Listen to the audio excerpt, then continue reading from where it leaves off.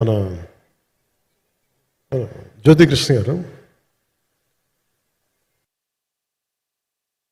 ఖుషి cinema చేస్తున్నప్పుడు అప్పుడే London ఈ ఫిల్మ్ మేకింగ్ కోర్స్ చేసి మన డైరెక్షన్లో ఇన్స్టిట్యూట్ అంతేనా డైరెక్షన్ ఫిల్మ్ మేకింగ్ కోర్స్ చేసి అప్పుడు గ్రాడ్యుయేట్ అయ్యి వచ్చి అప్పటి నుంచి ఉన్నప్పుడు బట్ యాక్చువల్ తనతో మాట్లాడుతుంటే మోస్ట్ సెన్సిబుల్ డైరెక్టర్ అనిపించారు. ఈ ఒక టైంలో ఏమనిపించిందంటే బయట ఉన్న మాటలు కానీ అసలు సినిమా వస్తుందా లేదా బయటికి అని ఉండేది. కానీ మాకు ఎప్పటికప్పుడు నీరసం పడిపోయినప్పుడల్లా నాకు నీరసం వచ్చేసేది. సినిమా అవుద్దా అవ్వదా అనుకున్నప్పుడల్లా దీనికి ప్రాణవాయువునిచ్చిన వ్యక్తి కీరవాణి గారు. ప్రతిసారి వర్క్ చేసి నేను ఎందుకంటే సినిమా చివరి దాకా నేను నమ్మను. ఎప్పుడు నేను ఒక సినిమాని నేనేం నమ్ముతాను చిన్నప్పటి నుంచి వెరీ ఫార్మేటివ్ ఇయర్స్లో నుంచి కూడా ఒక మంచి సినిమా గురించి నువ్వు మాట్లాడక్కర్లా, రిలీజ్ అయితే బాగలేకపోతే ఎలాగో మాట్లాడక్కర్లా. అందుకే నేను ఎప్పుడు సినిమా క్వాలిటీ మీద దృష్టి పెడతాను తప్ప ఇంక మిగతా వాటి మీద మాట్లాడను. అందుకే నాకు ఎప్పుడు ఈ మాట్లాడటం అనే దాని మీద ఎప్పుడు దృష్టి పెట్టలే. కానీ ఫస్ట్ టైం ఈ సినిమాకి చాలా అవసరం అనిపించింది. ఎందుకంటే ఒక నిర్మాతలు కనుమరుగవుతున్న ఈ సమయంలో ఒక బలమైన సినిమా తీసి ఒడిదుడుకుల్ని తట్టుకోగలిగి ఒక నిర్మాత కనుమరుగవ్వకూడదు.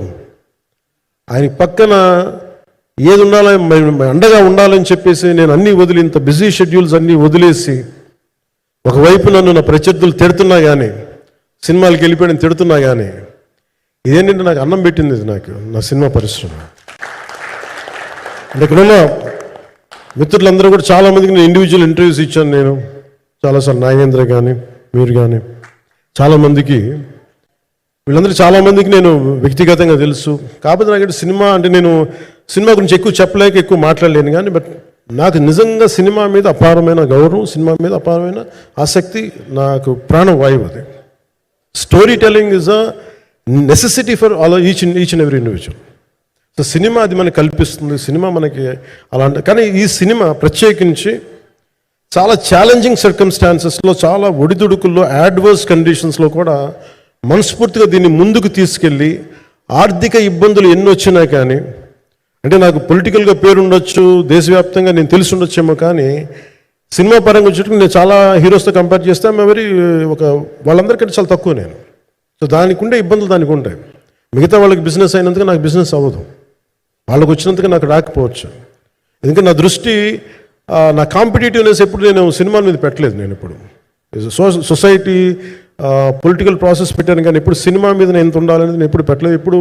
నేను ఎప్పుడు చాలాసార్లు మన నాగేంద్ర కానీ మిగతా మన సూపర్ హిట్ మన కీర్తిశేషులు బిఆర్ రాజు గారు చనిపోయారు ఇంటర్వ్యూస్లో కూడా ఉంటుంది. ఈ చిత్ర పరిశ్రమ చాలామంది హీరోస్ ఉంటారు, వాళ్ళలో నేను వన్ ఆఫ్ ది హీరో అంతే. నాది ఒక సంవత్సరంలో ఒక ఫ్రైడే ఒక థర్స్డే రిలీజ్ అవుతుంది అంతే, అంతకుమించి తప్ప ఇది అందరి పరిశ్రమ అందరూ రావాలి అలాంటిది నేను కోరుకునేవాడిని నేను.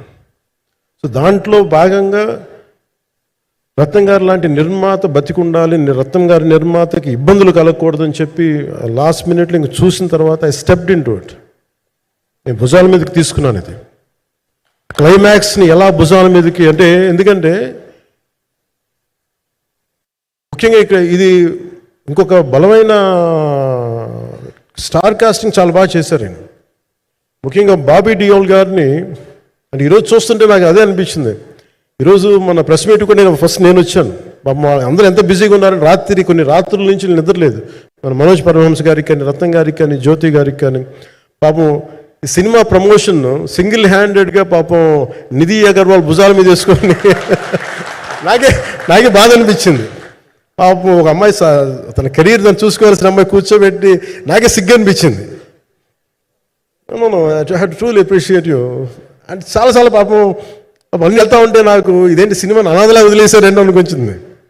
సో నాకేమనిపించింది, ఈ సినిమాకి ఎవరు అనాథలా వదలలేదు, నేను ఉన్నానని చెప్పడానికి వచ్చాను ఈ రోజున. ఎందుకంటే నేను కోట్లాది మంది ప్రజలకి అండగా ఉండేవాడిని, దేశంలో ఉండే సమస్యలకి స్పందించేవాడిని.